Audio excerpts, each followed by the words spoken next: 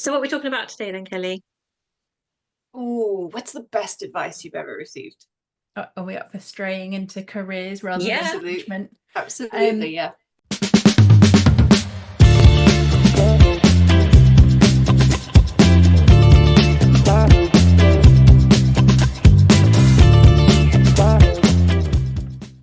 So the same senior manager gave me the worst career advice and then the best career advice. So the worst version was I had gone to him to complain about, well, not complain. No, I was complaining. I went to him to complain about not feeling like I wasn't getting progression, and I worked for a manager that I didn't like and had a really long commute. And I was like, this is rubbish, basically.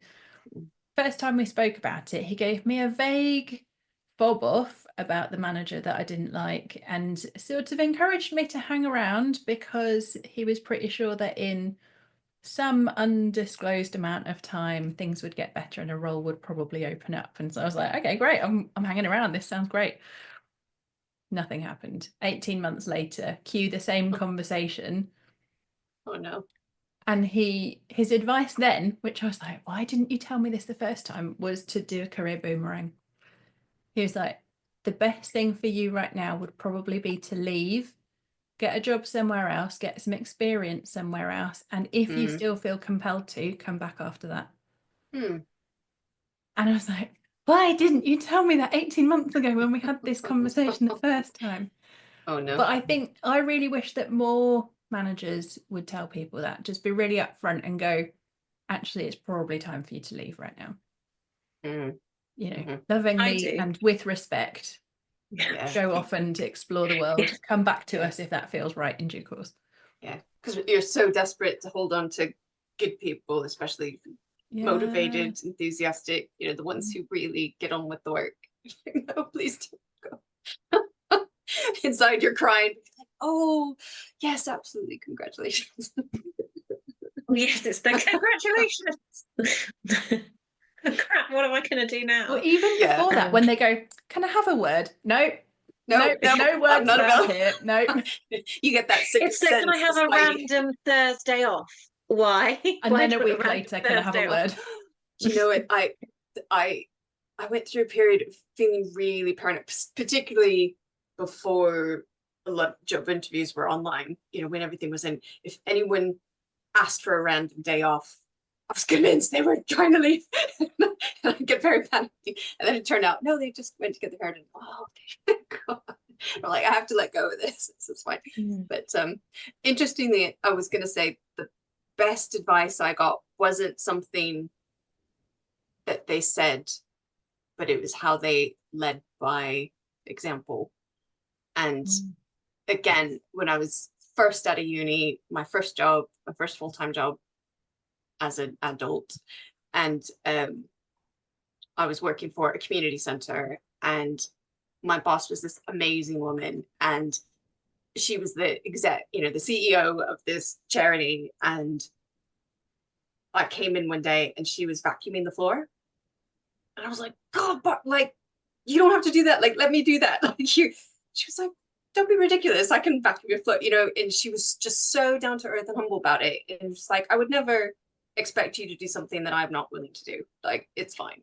And that made such an impression on me that, that kind of leadership service mentality, but it just, she wasn't above us. She didn't consider herself sitting on the throne. It was very much, this is a team effort. We're all trying to keep this place together.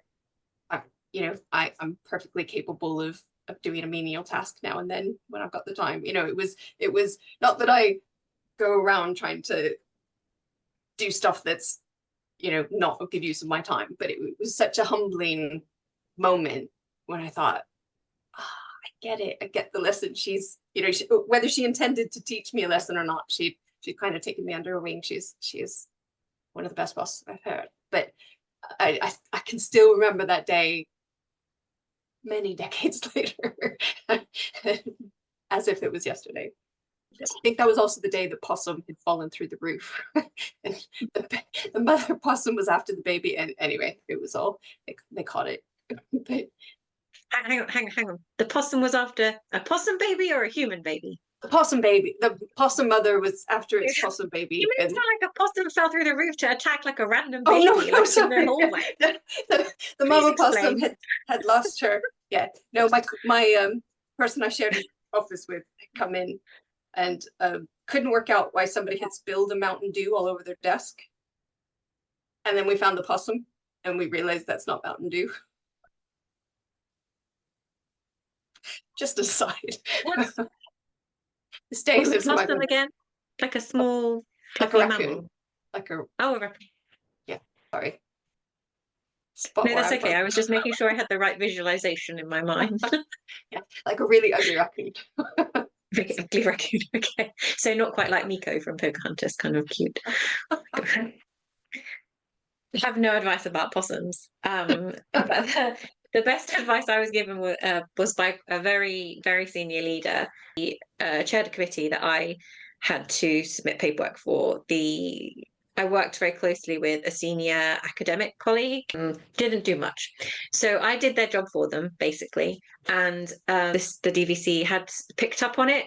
There was a time, a particular meeting where there was an error in the paperwork. So she called him out, like the senior leader out on it and said, what's happened here and everything. And there was this moment and I caught her eye and she like looked at me at the side of her eye and then she looked back at this chap and I thought, she knows full well he's never seen this paperwork, that he's made me do it all. She knows it's my mistake.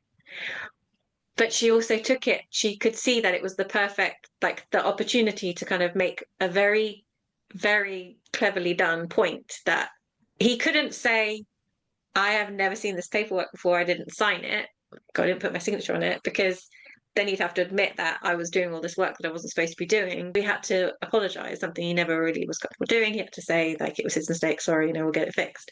Afterwards, she caught me on the way out after the meeting for a minute and she said to me, it's okay to demonstrate your worth, your value, and to show that you can do work at a higher level and that you can keep up with everything. She said, but don't do it if no one can see that you're doing it. And I was like, yeah, that is so important. Like, you do go beyond your grade. You do have to step up and do things, but in a diplomatic, sensible way. You need to make sure that people know that that's happening. Otherwise, it's never going to change. You're never going to get anywhere, and you're not going to get any, anything back from it. And it was like a gentle prompt as well to kind of say, you're making this difficult for yourself because you're allowing this to happen. You've also got to sort of step back and say, I'm not doing it anymore and everything like that. But yeah, it really stuck with me, this idea of, you can't, how much we do that's not visible. And when you do work for other people, especially if they're more senior than you, if you don't gently make it known that that's what's going on, it will just keep happening. And then you will get more and more and more frustrated, or stuck.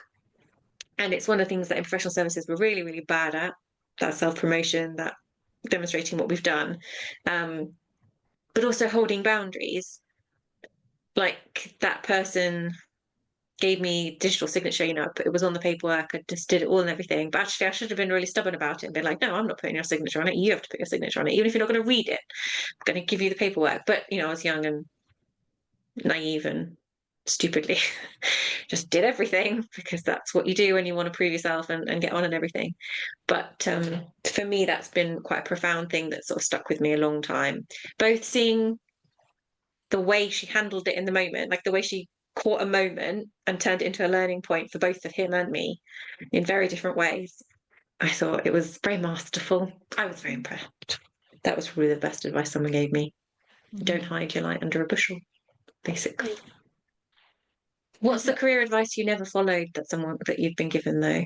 The sensible advice I didn't follow was from every person I know who did not work in higher education, who said, you'd get paid 5 times more for what you do if you worked in the private sector. And I was like, yeah, but then I'd work in the private sector and who wants to do that? Oh. And so I stayed until, I eventually left and started this business. But that was the, like, on paper sensible advice that I didn't do, because I was just like, no, kind of quite happy here in HE. Thanks very much. I got challenged for choosing to work in a smaller institution instead of, oh, but you could get somewhere much bigger and better. It was like, well, that's not it. Bigger doesn't necessarily mean better. And actually, I'm quite passionate about independent HE, and that, it's like what they're trying to do, and the, you know, I feel very comfortable in a smaller institution. You know, I can have a different kind of impact, and I can, you know, you can achieve different things. It's not necessarily, and I've done this as you've done before, Rachel. You know, move sideways, move more junior to go back up, and sort of do lots of different things, and instead of just on one narrow track, climbing the ladder in the same stream all the way up. You know, it's I'm too interested in too many things. That's boring. You know? Also, it's very like an artificial concept. Like there isn't really a straightforward thing you can climb, particularly because once you get to a certain level of seniority, you'll suddenly need breadth. It's like you can start in a junior role where you might be something generalish, like administrative support in a department or something. You work up, you become more and more and more specialist, like admissions, for example. You might, you know, become an admissions officer, admissions manager, get really, really expert at admissions and everything, get to a certain head of admissions, lovely. The next level up from that, director of marketing, recruitment and admissions. Do you know anything about those things? No. So actually doing some like sideways moves and some breadth as you move through your career is really powerful. But also there's something really dynamic about finding your own way through your career, and what you want shifts over time, what you need, your circumstances shift, but also only you know what you enjoy doing. Truthfully, like people can't really understand that about what you like because they know what they like, what you need in a moment. You know, I've taken roles because I was burnt out and needed a 15-minute walk commute to work instead of an hour in the car. And actually that was a big motivator on certain things. Or there were trade-offs. I'd taken jobs where I knew I wasn't going to like it, but I needed to tick off a thing on my CV. I need, you know, to get certain experience to do something, and it did what I needed it to do. So having that self-confidence is quite difficult sometimes because you think, am I making a bad call?